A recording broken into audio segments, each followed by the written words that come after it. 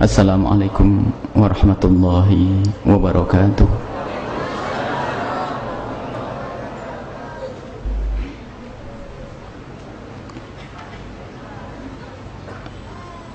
Alhamdulillah munjilir rahmata was sakinata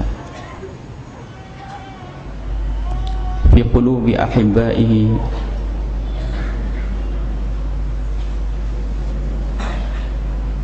fa asbahu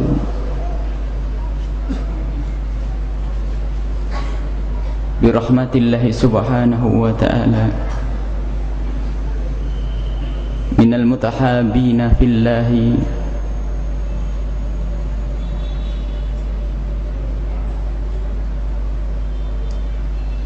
wa salatullahi wa salamuhu ala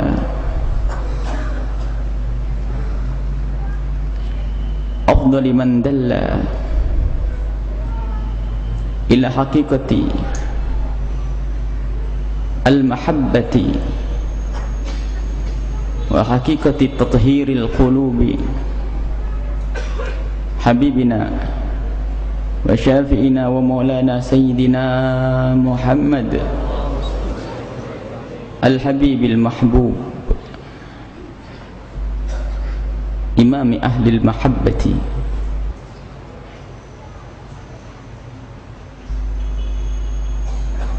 wa ala alihi al-mutahharina wa ashabihi tayyibina wa tabi'ina lahum bi ihsanin ila yaumiddin. Allahumma ya rabbana tahhir qulubana minan nifaqi, tahhir qulubana minal hasadi, wa tahhir qulubana minal hikdi wal kibri, wa tahhir qulubana min amradiha. Allahumma ya rabbana ukhsurna ma'a zumrati ahibbaika wa awliyaika. Allahumma ya rabbana warzuqna taubata qabla al-maut wasyahadata 'inda al-maut wal jannata ba'da al-maut. Amma ba'du. Hadirin kaum muslimin dan muslimat, alhamdulillah atas kemudahan dari Allah kita masih terus diberi kesempatan oleh Allah untuk meningkatkan kualitas diri kita, dan ini semua karena Allah.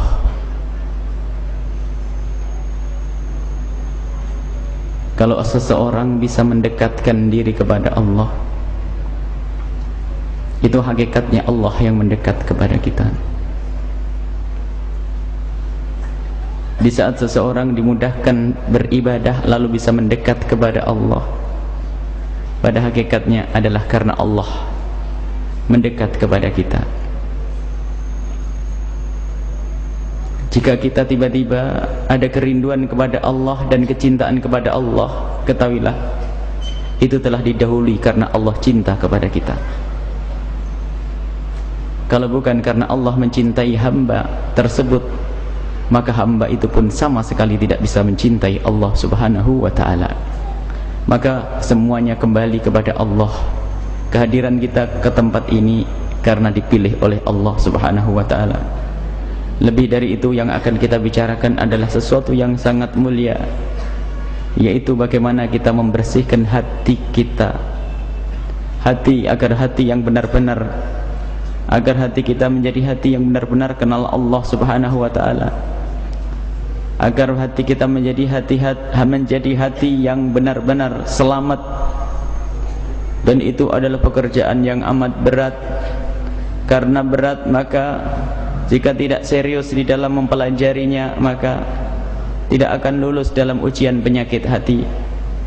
Pada pertemuan yang lalu sudah kita singgung atau kita jelaskan bahwa seperti disabdakan oleh Nabi Muhammad sallallahu alaihi wasallam dan telah dijelaskan oleh para ulama bahwa yang menjadikan hati kita itu mudah kotor adalah yang kita saksikan di dunia wujud ini, yaitu dunia.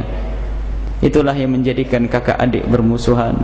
Itulah yang menjadikan keluarga menjadi tidak indah. itu yang menjadikan suku dengan suku berperang. Itulah yang menjadikan sebab perang dunia pun adalah karena urusan dunia. Jadi sumber kerusakan benar-benar adalah dunia. Tapi ketahuilah, bukan dunianya itu yang menjadikan sebenarnya rusak, akan tapi hatinya yang nyambung dengan dunia, hatinya yang tidak kenal hakikat dunia, itulah hati yang menjadikan dunia ini menjadi rusak. Maka itu sudah kita bahas pada pertemuan yang lalu. Maka kembali semuanya kepada hati kita, bukan dunianya, hakikat zat dunianya, akan tapi bagaimana hati kita dengan dunia, itulah yang menjadikan kita itu benar atau tidak benar.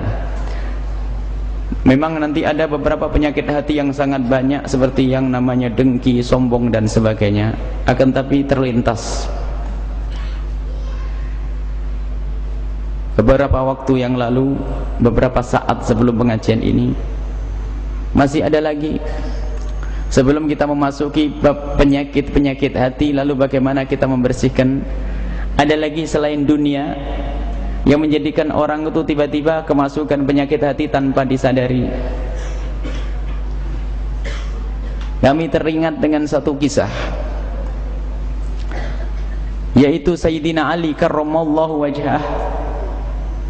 Sayyidina Ali waktu itu lagi berada di medan laga, dan saat itu berhadapan dengan orang yang jahat. Sayyidina Ali menghadapi orang tersebut, dan di saat Sayyidina Ali sudah bisa menaklukkan dan menundukkan orang tersebut, dan tidak ada lagi yang tersisa kecuali memenggal lehernya, maka di saat orang tersebut sudah takluk di hadapan Sayyidina Ali, maka yang tertinggal adalah Sayyidina Ali menjatuhkan pedangnya di leher orang tersebut.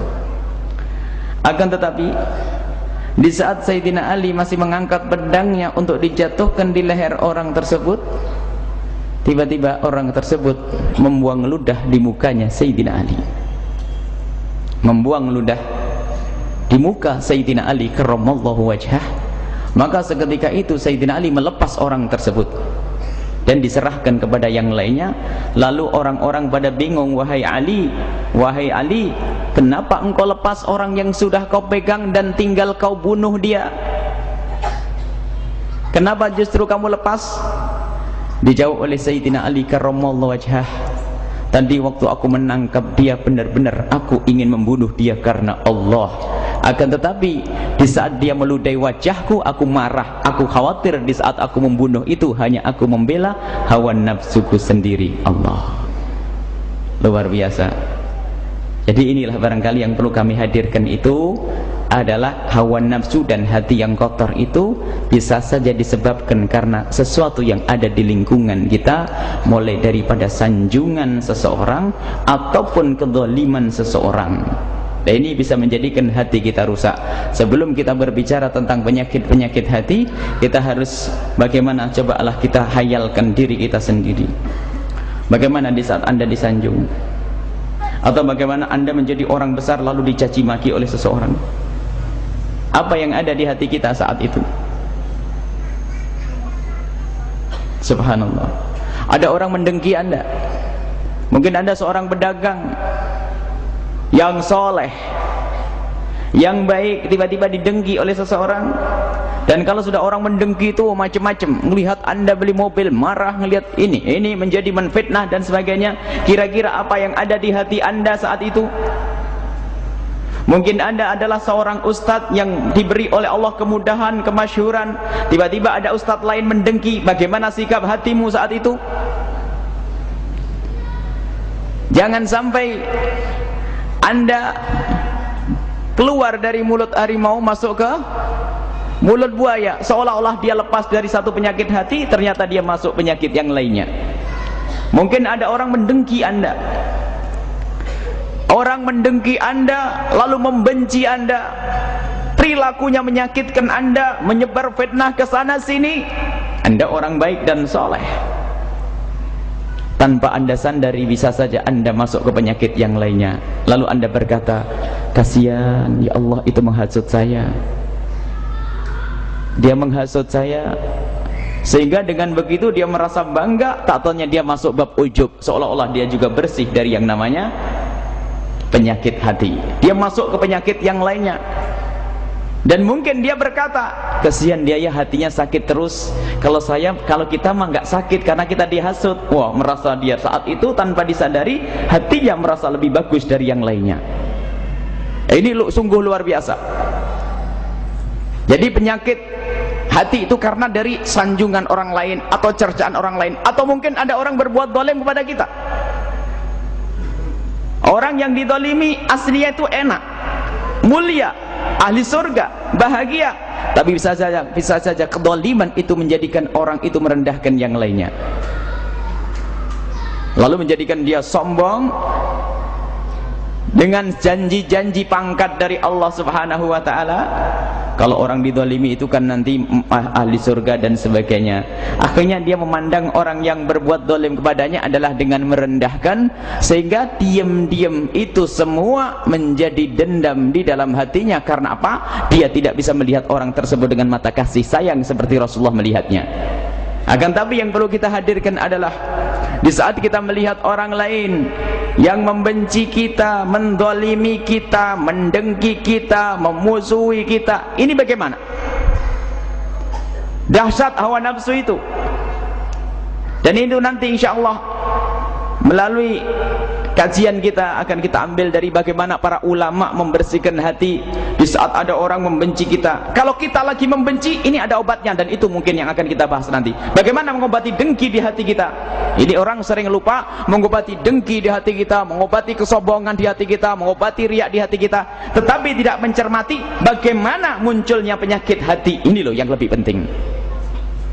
Oh, hasud ngeri, hasud yakulul hasanat kama takulun narul hatab. Yang namanya dengki menghabiskan amal baik seperti kayu bakar makan yang akan seperti api makan kayu bakar. Memang akan, tetapi bagaimana sikap kita di saat ada orang mendengki Anda? Bagaimana sikap Anda di saat ada orang sombong kepada Anda? Ada orang sombong, kamu ini kurang ajar ini. Memang tidak ada orang sabar seperti saya, ya subhanallah.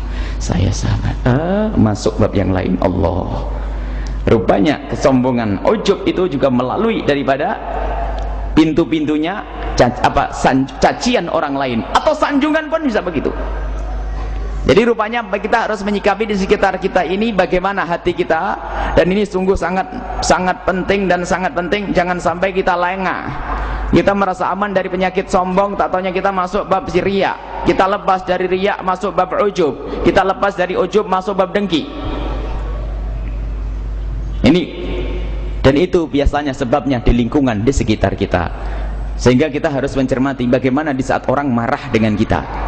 Kayak Sayyidina Ali itu mencermati. Kalau kita harus bangkit membela, apa yang kita bela? Diri atau Allah? Kalau membela Allah, hebat. Tapi kalau membela diri sendiri, awas.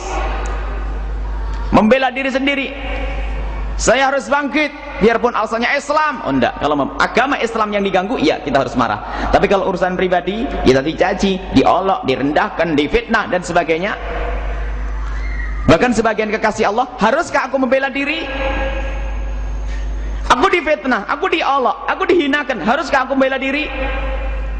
Membela diri bukan sesuatu yang dilarang, akan tetapi membela dirinya itu karena Allah atau karena dia merasa terhinakan, itu hakikat kesombongan.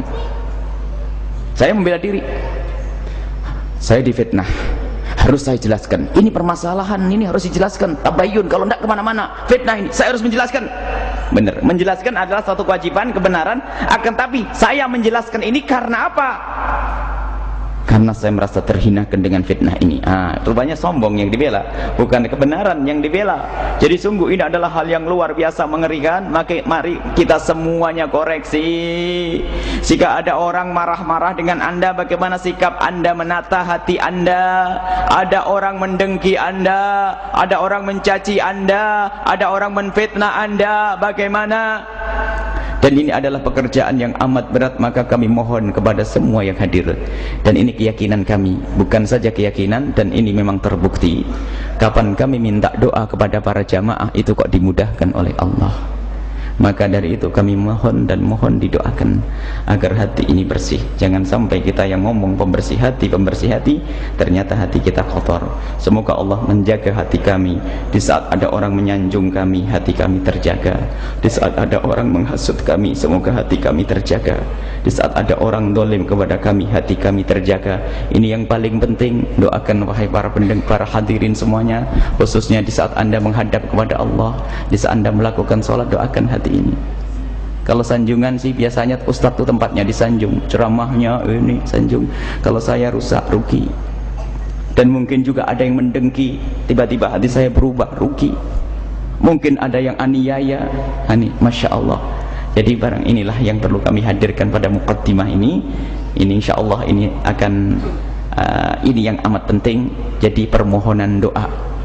Dan kami yakin dengan banyaknya orang ini pasti ada di antara para hadirin orang-orang yang dicintai oleh Allah Subhanahu wa taala. Dan ini semoga bukan permintaan doa basa-basi. Ada orang minta doa basa-basi, doain. Tidak Ibu, benar Bu, saya merasakan di saat ada orang mencaci Bu, kadang-kadang saya berpikir, kok mencaci saya, tidak tahu saya, harus saya perlu koreksi dulu. Tidak bisa langsung spontan kayak Imam Ali, sadar begitu. Kita masih bertahan dulu. Ada orang menghasut, mungkin menfitnah, kita masih kepikiran, kadang-kadang panas dingin, ada ini. Nah ini kita ini belum bersih Bu, para bapak, kita belum. Kita khawatir ternyata kita hanya pandai mengomong, ternyata kita masuk neraka paling pertama. Yang akan kita bicarakan adalah pembersih hati. Maka tolong didoakan agar Allah membersihkan hati kami. Selesai. Permintaan yang sesungguhnya dan amanat. Jika hidup dibangun dalam irama karena cinta kepada Allah, itu kehidupan yang paling indah. Artinya harus kami mencintai Anda, Anda mencintai kami. Bukti kecintaan Anda adalah tidak ada yang lupa di malam hari ini untuk mendoakan hati kami. Banyak yang menyanjung Bu, banyak yang menyanjung. Mulai dari katanya ceramahnya, katanya jamaahnya, katanya ini banyak sanjungan-sanjungan. Akan tapi benar-benar itu yang mengganggu. Dinikmati betul Bu, jujur itu, nggak usah bohong Bu. Tapi khawatir menikmati sanjungan itu loh yang menjadikan rusak. Kita pengen dibersihkan sudah. Dan memang begitu, hati kita itu memang seperti itu, ada hawa nafsunya. Tapi kalau sudah didoakan selamat, nanti doakan selamat. Mungkin ada yang mendengki, biarpun kami tidak ingin tahu ada orang mendengki kami. Mungkin ada yang mendengki, khawatir nanti orang mendengki lalu sikapnya dengan kami tidak baik, menyakiti kami, lalu hati kami berubah. Biarpun lidah kami bisa senyum, gak apa-apa, saya sabar. Tapi hati ini tersembunyi di dalam ini. Allah. Nah inilah. Jadi tolong didoakan agar hati kami dijaga oleh Allah Subhanahu wa taala. Dan juga para guru-guru kita semuanya, jangan sampai hanya orang berperan di depan itu adalah seolah-olah orang yang bersih hatinya, seolah-olah sudah punya surga, akan tapi ternyata hatinya paling kotor. Dan ketahuilah, ada sebuah kisah, ketulusan seorang murid itu ternyata bisa menyelamatkan guru. Jangan dianggap setiap guru itu sampai kepada Allah lebih dulu. Ada satu murid datang kepada sang guru minta ijazah. Saya pengen ngaji ke sini itu dengan gampang, tapi ada sungai. Tapi bagaimana agar aku bisa melewati sungai itu dengan gampang tanpa harus pakai perahu? Sama kiainya saya ijazah, baca Bismillahirrahmanirrahim. Yang yakin 70 kali, nanti nyebrang. Setelah seminggu, tapi lakukan ibadah selama seminggu, nanti datang ke sini. Benar.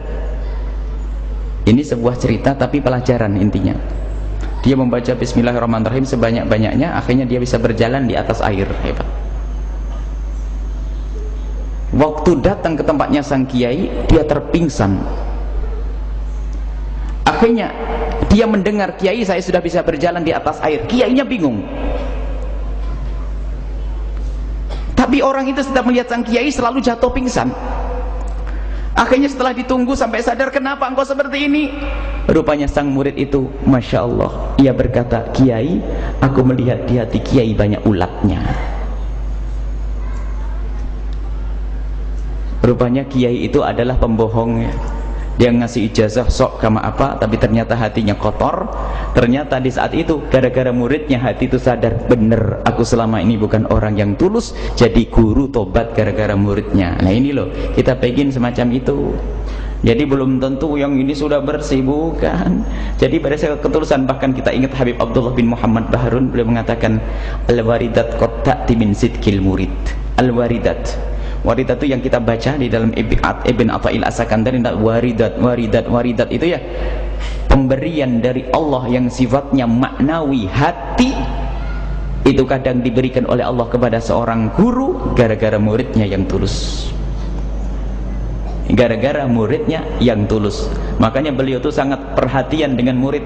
Apalagi murid datang dari jauh tuh Masya Allah diperhatikan betul, karena diam-diam rupanya beliau menghadap pemberian dari Allah karena kesungguhan sang murid. Maka hari ini pun kami mohon benar-benar semoga waridat akan datang melalui para hadirin semuanya. Semoga pembersih hati kami datang dari para jamaah semuanya. Dan juga yang pernah disebutkan oleh Dr. Muhammad Said Ramadan Al-Buti, ketahuilah suatu ketika aku menyampaikan ceramah ternyata enak sekali dan seolah-olah ada yang menuntun dan membimbing. Ketahuilah itu bukan karena saya, akan tapi itu karena ada seorang murid yang sungguh-sungguh tulus. Karena Allah ingin memasukkan hidayah melalui lidahku, maka lidahku jadi lancar untuk berbicara gara-gara murid yang tulus. Allah, nggak ada kesempatan untuk mengatakan aku ini hebat, aku ini sudah hebat, aku ini jago, bukan. Jadi inilah, maka kami mohon untuk bisa didoakan dengan tulus, agar di saat ada orang aniaya kepada kami diberi kesabaran yang sesungguhnya. Di saat ada orang menyanjung kami bisa tetap bersih hati. Dan di saat ada orang mencaci kami juga tetap tabah. Dan di saat ada orang mendengki kami, hati kami tetap tidak tergoda. Dan di saat ada orang mendendam kepada kami, semoga hati kami juga tetap terjaga. Ini permohonan kami dengan sangat agar bisa dilintaskan di saat setiap sholat, khususnya nanti malam. Semoga hati kami terjaga, dan itu yang paling penting di dalam jiwa ini, dalam tubuh ini adalah selamatnya hati. Keselamatan kita adalah dengan selamatnya hati. Ini saja barangkali, dan insya Allah akan kita lanjutkan dengan pembacaan kitab Hikam Ibn Atha'illah As-Sakandari, yang insya Allah pertemuan yang akan datang kita sudah akan memasuki masalah penyakit hati yang paling berat, yaitu sombongnya. Sombong nanti. Ini baik. Ini saja, kita akan kembali kepada kitab Ibn Atha'illah As-Sakandari. Di dalam hikmah, tapi ada lagi.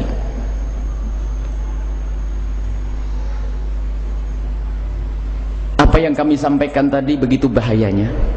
Urusan dengan orang, sanjungan, kezaliman, cacian itu. Maka ada sebagian orang lebih senang hidup sendiri atau khulwah, tidak campur sama orang. Ini termasuk manhaj bagaimana membersihkan hati. Ini mohon maaf kami sambung.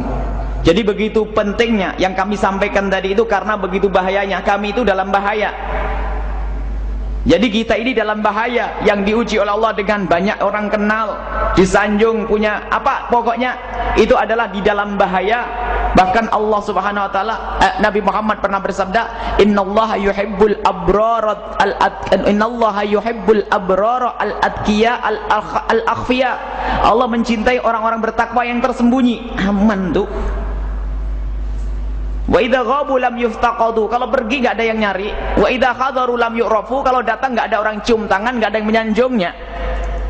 Ini orang hebat, orang yang luar biasa. Dan itulah kekasih-kekasih Allah, dan itu aman kalau orang kayak begitu. Akan tapi yang diuji oleh Allah dengan banyak yang kenal, banyak jamaah, banyak ini, itu adalah ternyata sungguh luar biasa, ujian yang amat berat. Bahkan Imam Haddad juga pernah berkata, untuk menguji kebersihan hatimu, bisa tidak kamu meninggalkan jamaahmu yang banyak lalu pergi ke atas gunung sana? Kalau masih berat, kata Imam Haddad, hatimu masih kotor. Allah. Jadi memang betul banyak perlu didoakan ya.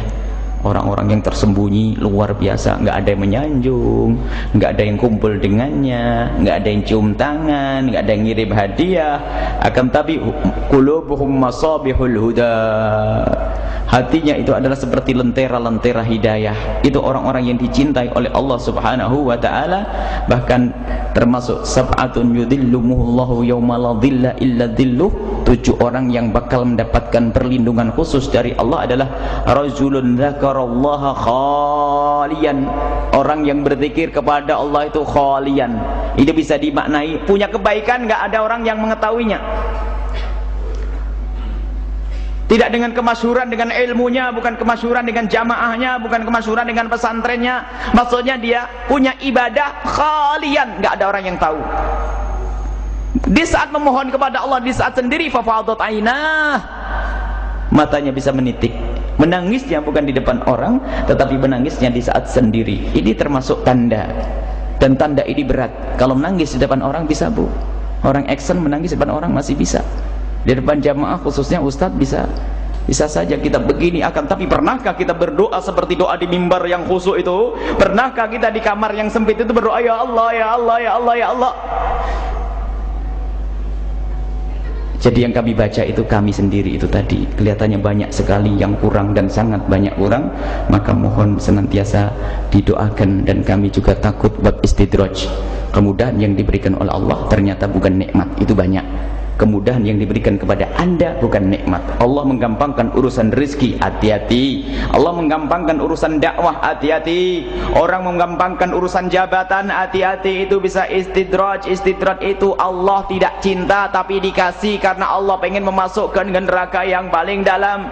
Itu istidraj. Bisa saja ini kepada ustadz berdakwah gampang, jamaahnya banyak, pengen apa saja terkabul. Akan tapi itu ternyata ujian dari Allah. Allah hanya ingin menjerumus, memasukkan ke neraka yang paling dalam. Ada orang bekerja gampang, cari rezeki gampang, akan tapi ternyata Allah tidak cinta. Ternyata Allah ingin memasukkan dengan hartanya ke neraka.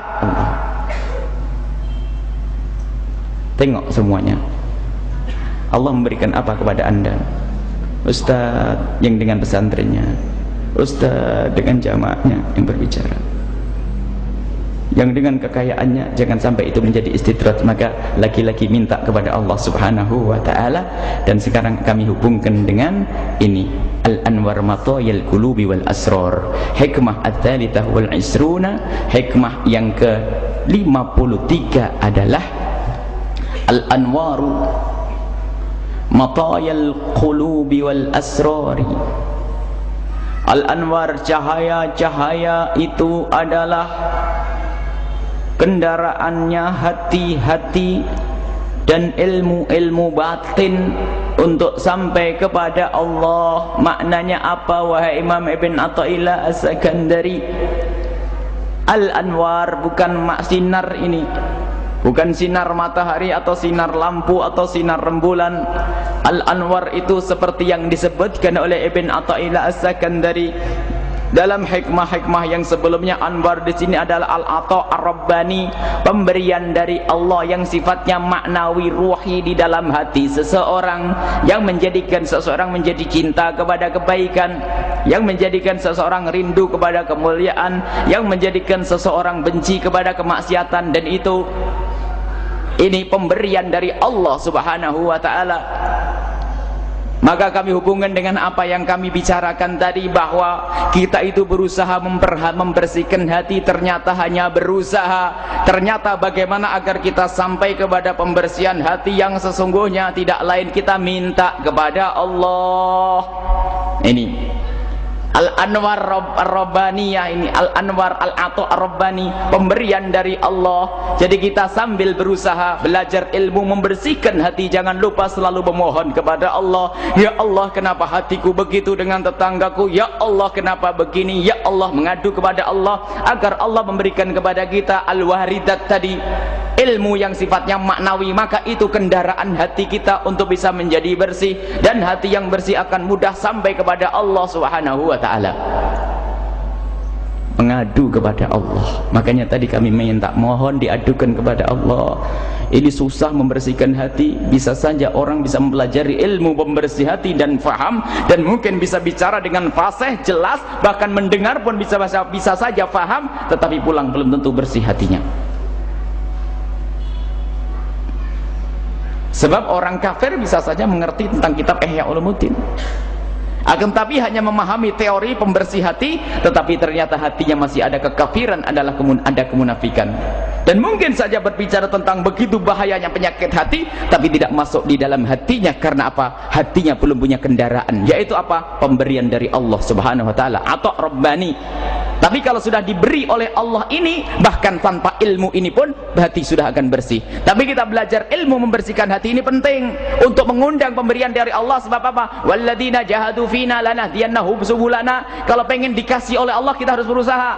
Kalau tidur saja nggak dikasih, saya berusaha ya Allah, saya belajar ilmu membersihkan hati, ya Allah berikan, Allah akan beri. Walladzina jahadu fina lanahdiyannahum subulana. Dan memang ada orang tanpa belajar, tanpa ngaji kayak begini, hatinya bersih, dicaci sabar, kaya royal, kaya dermawan, di saat fakir tidak pernah mengeluh, di saat disanjung orang tidak terlalu senang, di saat dicaci biasa-biasa ada, padahal dia tidak pernah ngaji. Ada kayak begitu? Karena sudah punya kendaraannya, dipilih oleh Allah, hatinya dibersihkan oleh Allah Subhanahu wa taala. Maka jangan sampai ini kita hanya belajar ilmu teori di majelis ini belum cukup. Maka harus kita menyisihkan waktu di tengah malam. Yang benar-benar ingin menyisihkan waktu untuk ngaji saat ini, berapa menit Anda duduk di sini, 1,5 jam sampai 2 jam untuk mempelajari ilmu hati, itu hanya untuk akal Anda. Akan tapi sudahkah di tengah malam 2 rakaat saja lalu memohon kepada Allah, ya Allah, dengan sholat hajat 2 rakaat yang aku lakukan ini, bersihkan hatiku ya Allah. Kalau memang benar-benar kita pengen bersih hati, ini yang harus kita lakukan. Mengadu kepada Allah tidak cukup kita belajar saat ini, enggak. Tapi ini harus agar tahu dari mana setan masuk, dari mana hawa nafsu ini akan menggoda. Tapi selebihnya adalah, dan itu yang paling penting, ini al-anwar matayal qulubi wal asrar. Ternyata anwar atau Rabbani, pemberian dari Allah Subhanahu wa taala di dalam hati seorang hamba, itu yang akan menjadikan kendaraan hati kita. Artinya dengan pemberian dari Allah bersih, gampang membersihkan hati, tiba-tiba penyabar, tiba-tiba Masya Allah, tiba-tiba menjadi orang yang hatinya bersih. Dan itulah hakikat kemuliaan. Ini yang disampaikan oleh Ibn Athaillah As-Sakandari, Al-Anwar Matayal Qulubi wal Asrar. Nanti bukan anwar, ada selain cahaya-cahaya dari Allah, pemberian dari Allah, ada nanti hawa nafsu. Kalau hawa nafsu itu bukan, itu matayal asrar, mata bukan asrar lagi. Kalau sudah hawa nafsu, ini kendaraan segala kejahatan. Tinggal kita naik yang mana. Nah ini kalau sudah yang dikendarai adalah dia patuh dengan hawa nafsunya, dituntun oleh hawa nafsunya, maka sungguh orang ini akan selalu melakukan kejahatan dan kehinaan. Akan tapi jika yang diikuti oleh hatinya adalah pemberian dari Allah atau Rabbani tadi, menjadi hatinya baik, dan saat itu seorang hamba akan susah melakukan kemungkaran, dan hatinya akan menjadi hati yang sangat bersih dan bersih. Ini, dan sungguh kata Imam Ibn Athaillah As-Sakandari, Imam Athaillah As-Sakandari hanya berbicara tentang waridat. Yang paling banyak dibicarakan waridat, pemberian dari Allah, agar kita tidak lupa. Jangan sampai kita hanya belajar ilmu teori, tapi ternyata ilmu memohon kepada Allahnya tidak pernah. Ilmu teori, tapi penting teori. Kadang-kadang orang tersentuh dengan teori, tapi kalau tidak ditindaklanjuti dengan permohonan kepada Allah, maka teori akan tetap teori. Barangkali ada yang nanti sadar bahwasanya, oh iya ya, di hatiku ada penyakit sombong begitu. Terus gimana? Ya Allah, jauhkan kami dari kesombongan. Memohon kepada Allah terus. Di saat itu Allah akan memberi lanahdiyannahum subulana. Mereka akan aku beri bimbingan, petunjuk untuk sampai kepada apa yang diinginkan dari kebaikan jalanku tadi. Ini saja karena kita singkat.